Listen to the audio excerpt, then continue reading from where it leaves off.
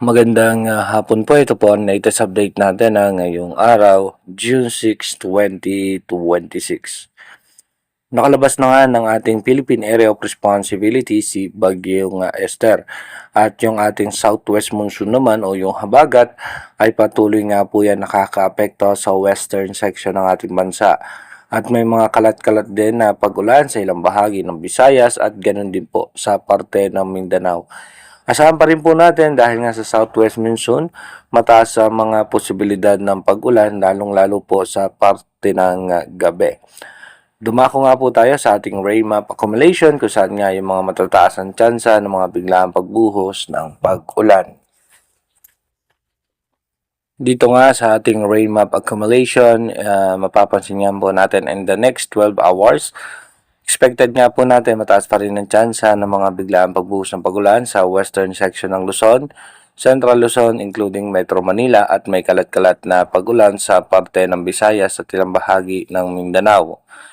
And the next 24 hours, ito po yung ating expected mataas ang pag-ulan sa may parte pa rin ng western section ng Luzon at may mga kalat-kalat na pag-ulan pa rin po sa parte ng Visayas at ng Mindanao. And the next 2 days nga po, ito po yung ating expect, no? Mas malalakas na pag-ulan, posibleng maranasan pa rin po sa Luzon, kasama po ang Bicol Region, Visayas, maging sa may parte nga po ng Mindanao. Kaya bayang pag-iingat at paghahanda sa ating mga kababayan dahil posible tayo makaranas ng mga pagbaha at pagguho ng lupa. Dumako na nga po tayo sa ating advanced weather forecast. Dito nga po sa ating advanced weather forecast, bukas nga po, no, June 7 sa umaga, asahan natin no, mga mahihina at katamtamang pagulan lamang ating posibleng maranasan. At pagdating nga po ng gabi, medyo matataas ang tsansa ng pagulan sa ilang bahagi ng Luzon. By June 8 ng umaga, medyo makikita naman natin no, ay magiging maayos at maganda naman ang lagay ng panahon maliban lamang sa mga isolated rain shower sa parte ng western section ng Luzon at sa may parte ng Bicol Region. Ganun din po sa ilang bahagi ng Mindanao. At pagdating po ng gabi, asahan na nga po natin mataas muli ang tsansa ng mga biglaang pagbuhos ng pag-ulan. Pagdating naman po ng June 9, dito po makikita natin mataas ang tsansa ng mga mahina at katamtamang pag-ulan sa western section ng Visayas, ganoon din po sa parte ng western section ng Mindanao. At pagdating nga po ng gabi, expected natin tataas ang tsansa ng pag-ulan sa western section ng ating bansa.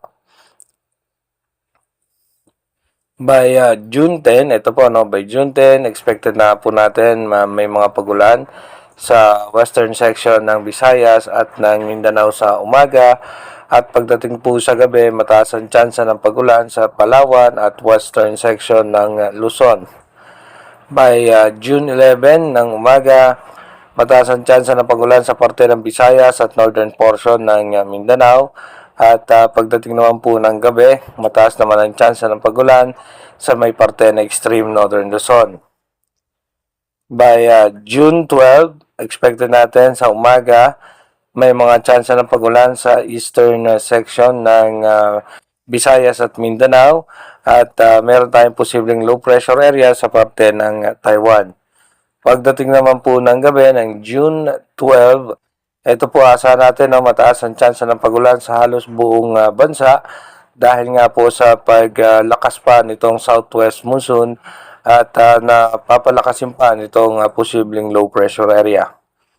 By June 13 ng umaga pa lang po makikita na natin halos malaking bahagi ng ating bansa mataas ang tsansa na makaranas ng pag-ulan.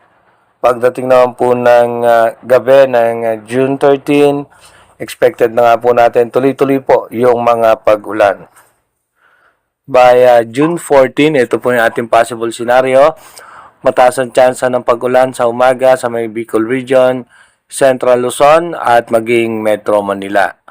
Pagdating naman po ng gabi, tuloy-tuloy nga po mataas ang tsansa ng pag-ulan sa malaking bahagi ng ating bansa. Pagdating naman po ng June 15, mababawasan ng mga pag-ulan sa umaga, pero pagdating po ng gabi, mataas ang tsansa ng pag-ulan sa halos sa malaking bahagi ng Luzon, kasama rin po ang Visayas, Palawan, ganoon din po ang Mindanao.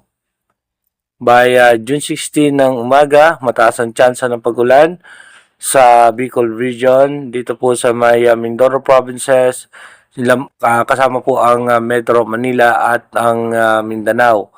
Pagdating po ng gabi, mas tataas ang tsansa ng pag-ulan sa malaking bahagi ng Luzon dahil nga po sa southwest monsoon.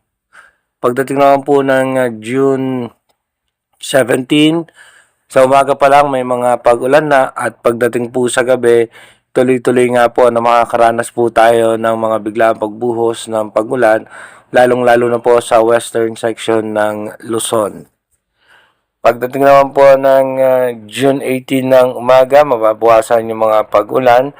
Pagdating naman po ng gabi ng June 18, asahan nga po natin na tataas ang tsansa ng pag-ulan sa western section ng ating bansa, kasama rin po ang Bicol Region.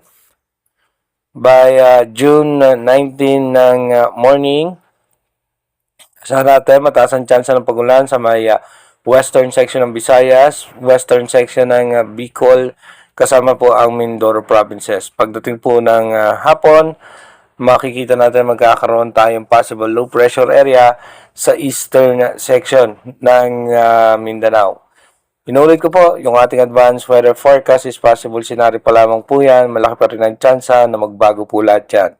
Kaya manatili tayo tumutok sa ating advanced weather forecast para malaman natin yung mga posibleng sama ng panahon na makaka-apekto sa ating bansa.